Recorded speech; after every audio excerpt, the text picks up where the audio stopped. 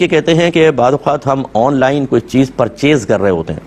اور اس میں اس طرح وہ انسٹالمنٹ پہ ہم لیتے ہیں تو اس میں لکھا ہوتا ہے اگر 1 مہینے میں پیمنٹ کی تو اتنے پیسے ہوں گے،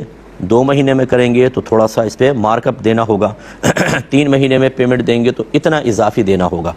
تو اگر ہم یہ 3 مہینے والی انسٹالمنٹ پر یعنی مدت پر لیتے ہیں چیز کو تو جو ہم زائد دے رہے ہیں وہ سود میں شمار ہوگا یا نہیں ہوگا؟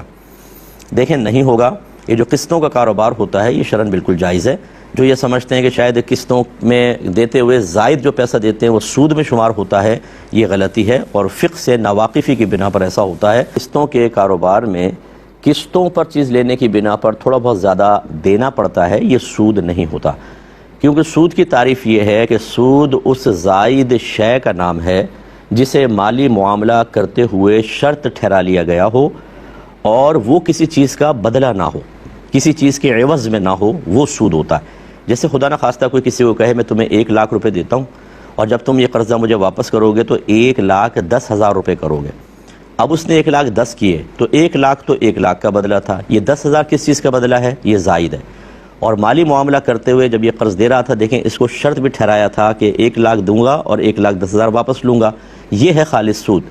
جبکہ قسطوں کے کاروبار میں ایسا ہوتا ہے کہ ہم یہ کہتے ہیں کہ یہ چیز جو ہے یہ اگر آپ نقد لوگے 100 روپے کی اور ادھار لوگے تو یہی چیز 150 روپے کی، تو چیز کا ہی عوض ہوتا ہے۔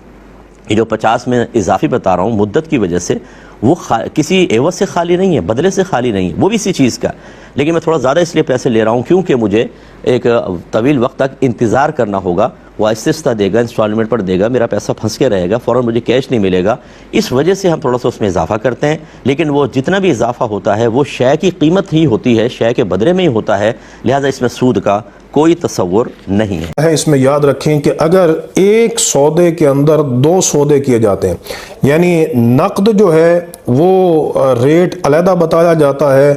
اور ادھار قیمت علیحدہ بتائی جاتی ہے۔ مثلا کوئی بندہ کہے کہ آپ اگر نقد لیں گے تو یہ 15,000 کی چیز ہے اور ادھار لیں گے تو 17,000 کی چیز ہے، تو یہ صورت ناجائز ہے، یہ صورت ممنوع ہے۔ اور اگر ایک ہی سودا ہو، یعنی آپ جو ادھار ہے وہ کہیں کہ یہ 17,000 روپے کی چیز ہے،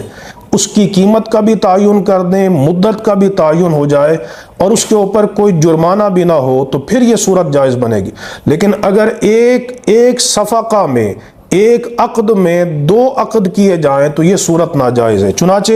امام نسائی علیہ رحمت نے اس حدیث کو روایت کیا ہے، حدیث سند کے اعتبار سے صحیح ہے کہ حضرت ابو ہریرہ رضی اللہ تعالی عنہ سے روایت ہے، آپ فرماتے ہیں کہ نہا رسول اللہ صلی اللہ تعالی علیہ وسلم ان بیعتین فی بیعتن، کہ نبی کریم علیہ السلام نے ایک بیع میں آپ نے 2 بیوع سے منع فرمایا ہے، 2 بیوع سے۔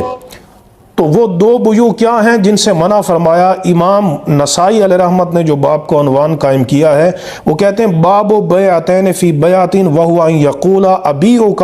ھذہ السلعۃ ب100 درہم نقدا، کہ میں یہ سودا نقد جو ہے وہ 100 درہم میں بیچوں گا اور ادھار جو ہے وہ 200 درہم میں بیچوں گا، تو یہ بیعتین فی بیعتن ہے جس سے نبی کریم علیہ السلام نے منع فرمایا۔ بلکہ حضرت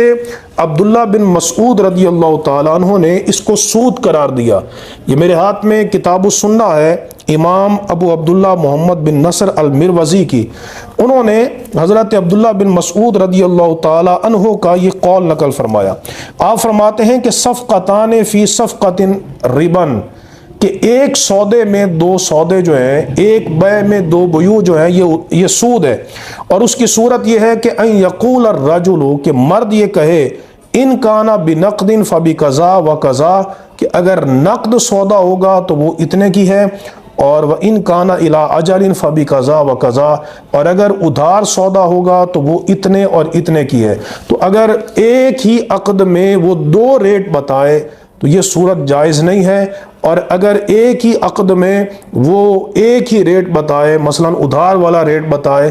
تو اس کی مدت کا بھی تعین ہو جائے، قیمت کا بھی تعین ہو جائے اور اس پر کوئی جرمانہ بھی نہ ہو، تو پھر اس کی قسطیں بنانا بالکل جائز ہے۔ اللہ تبارک و تعالی ہمیں شریعت مطہرہ پہ عمل کی توفیق عطا فرمائے۔ وآخر دعوانا ان